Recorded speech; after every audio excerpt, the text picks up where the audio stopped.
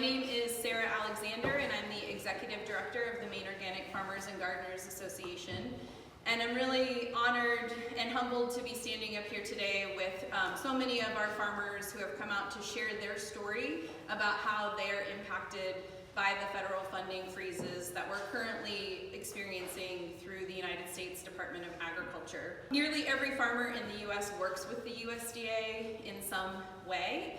The USDA has had critical programs that have helped farmers with everything from getting loans for their farms to implementing conservation practices to drilling wells. These are everyday things that are critical and vital for our farms and all that they need to do to make ends meet and be a viable farm. For the last month, freezes on payments at the federal level have impacted farmers throughout Maine and throughout the country.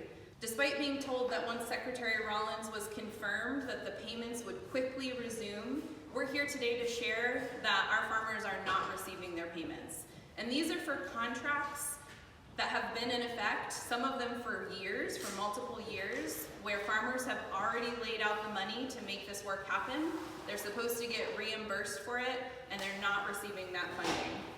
That money has ripple effect across all of our rural communities, across every community that we're a part of. The money that goes to these farms then goes immediately back out into our community to pay workers on those farms, to pay our contractors that are putting in plumbing, that are drilling wells, that are doing electrical. Everything is interconnected in our rural communities.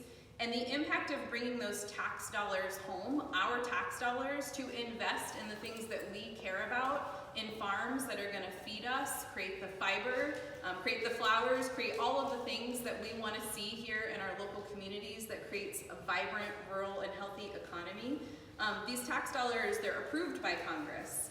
And they're distributed not only directly through the USDA, but they also come through our State Department of Agriculture, and they also flow through those nonprofit service providers like MOFGA and the others that I've mentioned. Farmers face incredible uncertainty every single season, but one thing that has always been stable is USDA contracts.